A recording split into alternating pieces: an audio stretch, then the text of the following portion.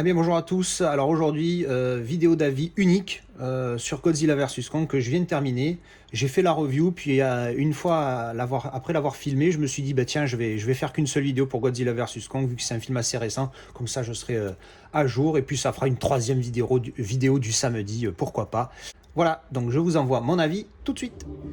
Alors je viens juste de terminer Godzilla vs Kong. Euh, je suis très mitigé sur ce film. Parce que c'est vraiment pas le film où tu vas chercher un scénario.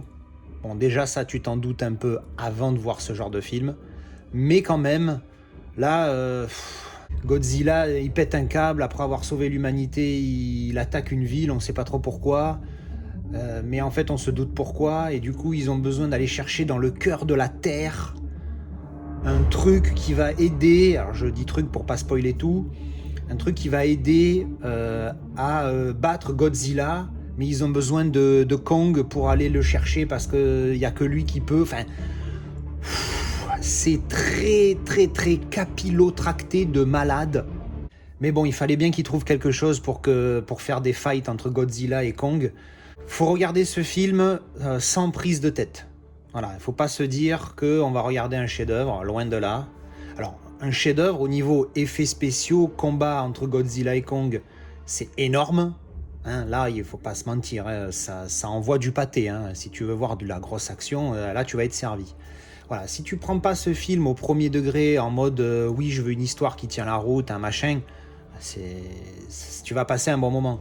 Mais si tu le prends au premier degré, arrête. Déjà, tu ne regardes pas ce genre de film. Mais voilà. Donc bon, voilà, le scénario très léger. J'hésite pour ma note. Je pense que ça va être un 6.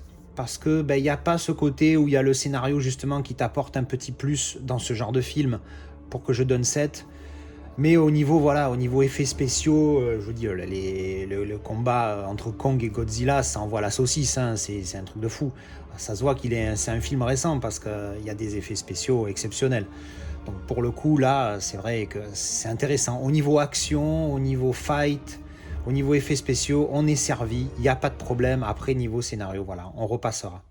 Alors, après, on va parler de la qualité, parce que c'est un 4K. Wouhou. Et j'avais vu qu'il était en Dolby Vision quand j'avais fait le déballage derrière. Et donc, je me suis dit, je m'attendais à en prendre plein les mirettes. Mission accomplie.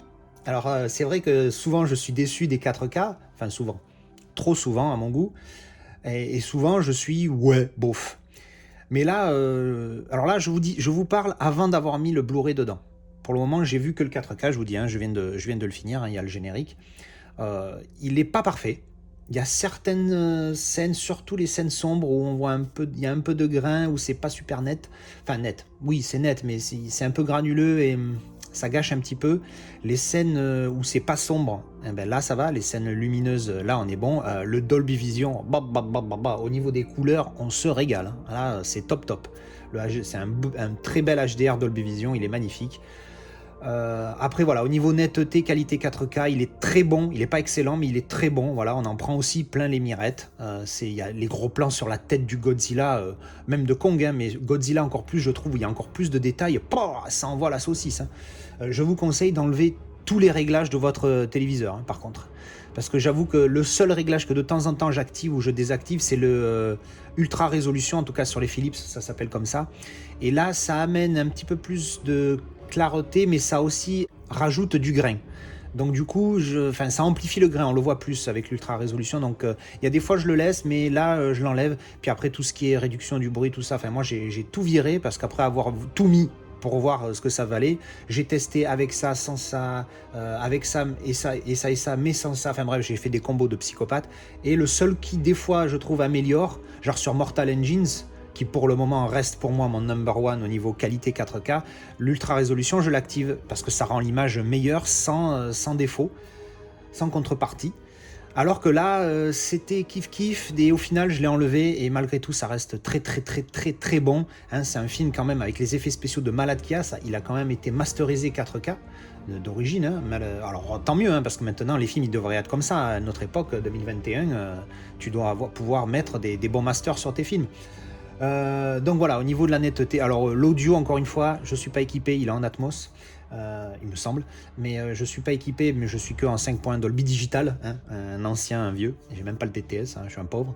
Mais ça envoie quand même du pâté, donc c'est pas mal. Et voilà, au niveau action, on se régale. Et 4K, il est très bon.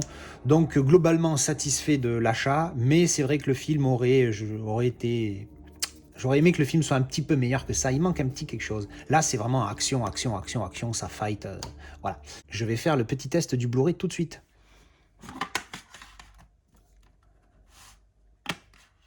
Alors, je viens de faire des petits tests du Blu-ray. Je viens de mettre le Blu-ray standard pour comparer. J'ai envie de dire, ouais, l'upgrade, elle vaut le coup parce que le Dolby Vision amène énorme. Ah, j'avais pas vu, ils ont marqué HDR10+, et Dolby Vision ici. Ça, c'est cool. Comme ça, tu sais que tu as les deux.